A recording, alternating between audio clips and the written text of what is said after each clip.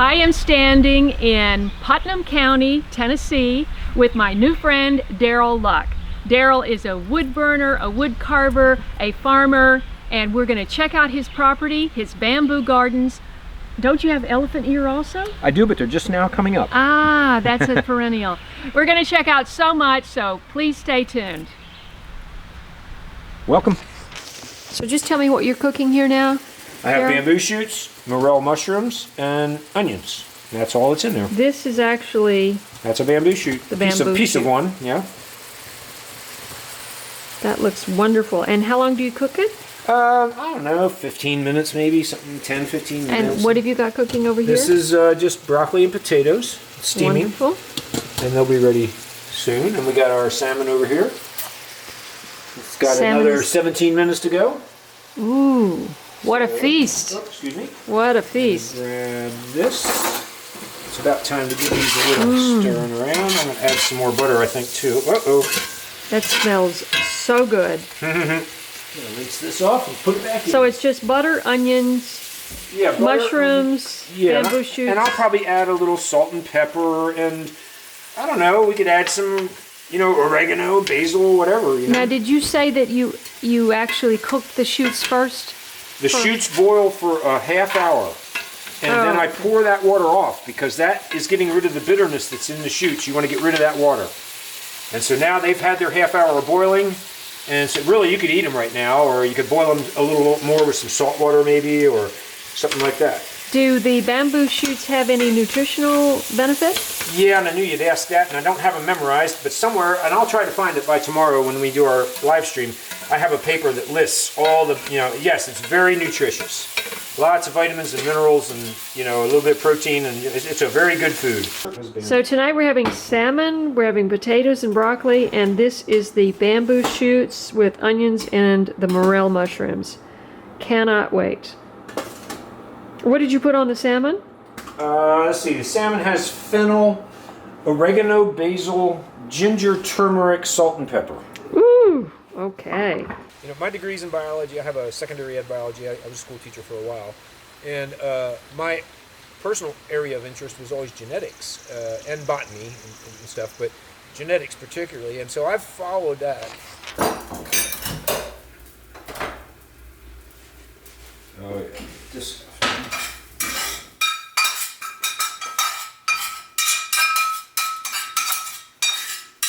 Petey. Yeah, at this time of year, the garden is more in the house and around the house than it is out in the garden beds. I've got it in trays and on windowsills and still in seed packets and all that stuff. All right, let me get this flipped over. What are you cooking for me there, Darrell? Well, you got some organic eggs, and I mixed in some broccoli and Brussels sprouts and fresh chives from the garden. You got turmeric, salt, pepper, oregano, basil. And there's some cheese coming up, right? And a little cheese, yes. Gardening is year-round. Even here in Tennessee, of course, we get shut down part of the winter when it's so cold. You're not going to have your beds active outside, but there's still work to do. You can be mulching and adding manure to your beds, making new beds for next year to expand your garden. You bring a lot of things inside. You can have fresh basil on your windowsill, and I have chives out here I get that they come up even in the coldest weather. I can still get some chives. I start sweet potato slips on the windowsill and have all my slips ready to go come spring. And January, it's like every January I pull out the seed catalogs and I just pour over them. It's so fun. And I always like to grow at least one new thing I never grew. I do that every year. So I love looking through the catalogs. That's part of gardening. I try not to waste anything around here, especially organic materials and everything. Of course, I compost everything. But here's my coffee grounds. I just made a pot of coffee. And I got some water in here with them and swirled around, and I'm going to pitch it out here behind me. Now, that spot, I've been throwing coffee grounds for about 15 years. And right now, it's not actually being used as a garden bed because I'm working on building this pond, and trucks are going to come in occasionally and dump dirt and things I need here. So I'm not using this year as a garden bed, but I have in the past and I will in the future, and I just keep building the soil. And coffee grounds are great to build soil, and put in your compost pile too.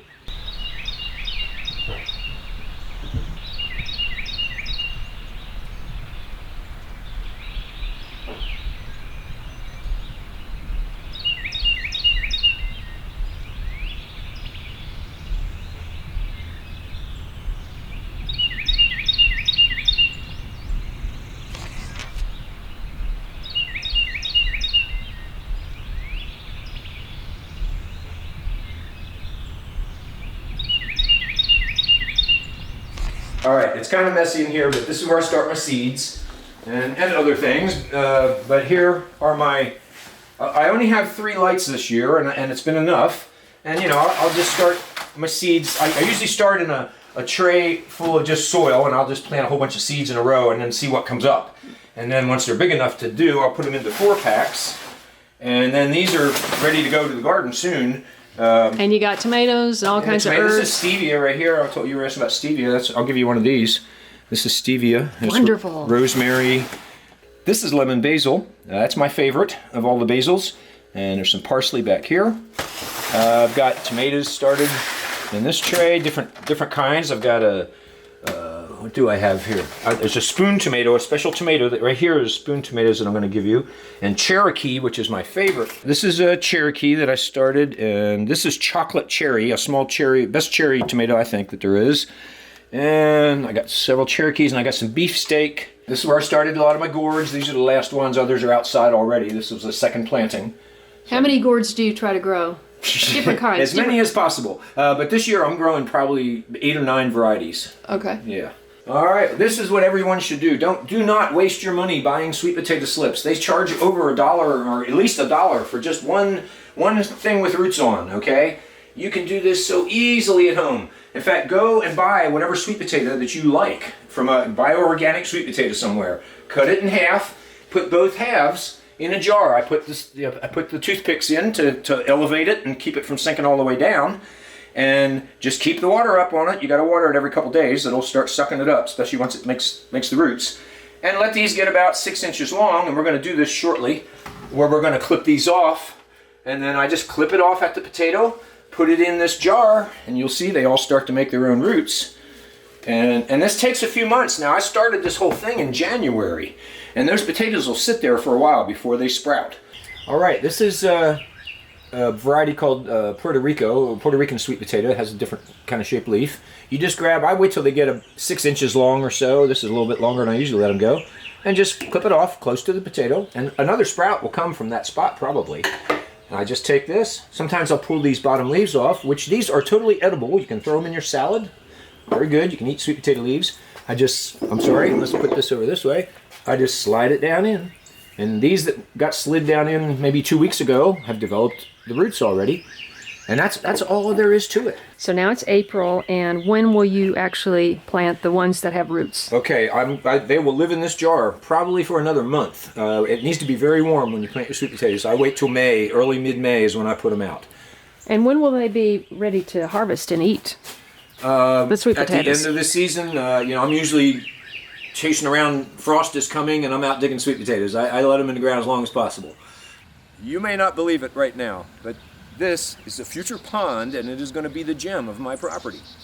And it's covered in carpet to protect the soil from eroding away right now, and it doesn't look so great. But if you come back in a year, it's going to look awesome. There's going to be a waterfall over there that'll set up a circular rotation, and I'll have an outflow at the far end that'll keep the surface clean. It's going to be fed with spring water that'll come in and go back out, so it's going to be cold but clean. I'm going to raise bass and bluegill here. I'm going to use it for swimming. It's going to be beautiful. All right, down there where you see those orange flags, I'm going to build soil out that far, and I'm going to make 3 terraces to get me up to the level we're at now. And that means that I'll be able to make this level where we're standing about twice as wide as it is right now. And I want to do that before I fill the pond up with water. I don't want this dam blowing out or anything, so I'm going to make it super wide and strong. And at the far end, there'll be a wide area for tables and chairs. I'm going to build a dock that you can dive off of. These 2 trees right here outside the garden, that's what the squirrels eat. That's my Asian pear apples, and they eat them up every year. But this is my creekside garden, and I've done some rearranging this year, so I still have a little fencing work to do to get my rabbit fencing back. I'm going to grow gourds on the giant teepee down there. It'll be wood chips inside, and gourds will grow up, and it'll be a live green teepee all summer long, and it'll be totally shady in there. And I'll probably put some chairs in there just to maybe people come and camp out or something. It'll be a nice place to hang out. And I may grow some other gourds in the flat areas, the larger gourds that are going to trail out across the ground. I mean, this soil looks fantastic for growing. That is not. That is that is fall leaves on top of grass right now. Oh, I see. Okay. So that's got to all break down. Yeah, but I'm going to just go in there and stick plants in, and then they're already mulched and ready to go. On one of your recent live streams, I heard you all discussing a little purple flower and a ground cover, and nobody seemed to know what it was, and everybody was wanting to find out. Well, I have it here. So here it is, spread all over the ground. It trails, it sends roots out. It'll trail a long distance and grow. The leaves become a lot bigger later in the summer. It looks nice now. It seems like it'd be a pretty ground cover to have. I'm telling you, this stuff's a monster. It will take over. So let me hold it up to the camera for you so you can get a little better look at those little purple flowers. Now this is totally edible. You can eat it in salads or cook it like a green. It is called ground ivy, and it's very medicinal too. I can't tell you, I know respiratory ailments is one thing, but you can make a tea, and there's lots of remedies using this. But you got way too much. It's a useful plant, but it absolutely takes over. I've learned to work with it over the years, but if you get this on your property, it will take over. It's actually useful in some places. Like I have a bamboo grove down here and a grassy area where I like to let the shoots come up. That's where I gather my shoots for eating. And I let this ground ivy, well, I didn't let it. Ground ivy took over that area, and it's fine because the bamboo shoots get up above it enough. I don't have to mow, everything looks beautiful. Yeah, in that area it works for me. Other areas in my garden beds, I don't want it. And you can mulch it heavily and knock it back pretty well. For a while, it's gonna come back. You can't get rid of it. Or you can rototill it, and it'll be gone for a while. But you ain't gonna get rid of it. I guess I'm just a creative person. Even a simple thing like making a pile of firewood, I gotta put a little creativity into it. And I did think this up myself, but I'm gonna tell you later. This was my first one, and I decided I'd make this little diamond pattern with small wood and then pack the big, and it just looks nice. And I made a little bit of a pattern over there in that one, horizontal. And this one is about to be a heart in the middle that's made of Osage orange wood. So it'll be an orange heart with whiter, lighter colored wood around it. And after I did these three, somehow I found on the internet that this is actually a national pastime in, I believe it was Sweden, where they have contests. I mean, people do stuff like this and it looks like a person's face. Wow. They take little twigs and get detail in there, and it's incredible. But you're also a wood carver and a wood burner, right? Yeah, I've been working with wood all my life. I was a wood carver for a long time. I got into wood burning when I started working with Gourds. I think the surface of a gourd is about the best thing you can come up with. Here are a few examples of what I do with gourds. Some are carved, some are wood burned, some have both. If it's thick enough, you can do some pretty detailed carving. There's a little inset on that one. That's not a real thick gourd. And if you get a nice one that's just got a smooth skin, like these two were just beautiful gourds, I like to do more detailed wood carving on them. With that pretty detailed picture on that one, that's all burned. This is one that, it was such a beautiful gourd and hardly had any blemishes, and so I did a real detailed wood burning on that one. You just pick your gourds, once you clean them, that's when you find out what kind of surface you have to work with. So if it's very smooth and clean, then you do a wood burning. Yeah, that's the ones I'd save for a real detailed wood burning. Otherwise, this one, like say this one has, it's got some blemishes. I mean, that's just what gourds look like, and that's an even old one that cracked. But, I just did a little carving on it, and it's simple, but it still looks nice. This one has a little more carving. I did a pine needle wrap around the opening just to offset it a little bit. It's painted black inside. This one here is a good example of a gourd. It has such a clean skin, I decided to just wood burn all over it and do a lot of detail. But I did this 27 years ago, and so on the iguana, a lot of the scales that were very noticeable are kind of faded now. But there's also another lizard on this one, and as you can see, a lid comes off. I'll show you in a second. And where that tail crosses, when you take the lid off, to try to figure out where's the exact place it needs to go back, I just hunt for the other end of the tail and line it up. And there it is. Wow.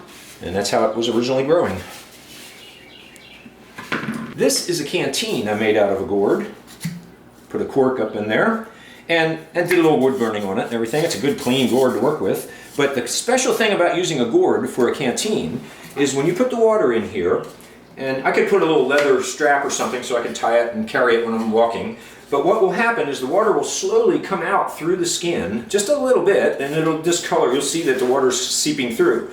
And what that does is it's evaporating away from the gourd, little by little, but that evaporative process keeps the water inside cool. So if you're out in the desert with a gourd full of water and take a swig, it's going to be cool. Gourds are cool. That's cool. Come in. Come in. Good boy. Oh, Petey, say hi to the camera. Say hi to the camera. You know I don't have a dog. I just have a cat. Okay. Thanks so much for watching this channel and supporting my work, my videos by liking them, sharing them with your friends. And if you would like to see more journeys like this where I meet interesting people doing interesting things, please consider becoming a patron of my channel by going to patreon.com/Late Bloomer Show and making a monthly donation. You can also use my Amazon link if you're ordering anything from Amazon. Everything helps to support this channel. Thanks so much for your support, and I look forward to seeing you in the next video. If you enjoyed this video, please watch these. And don't forget to follow me on Instagram, Facebook, and Twitter. And I'll see you in the next video.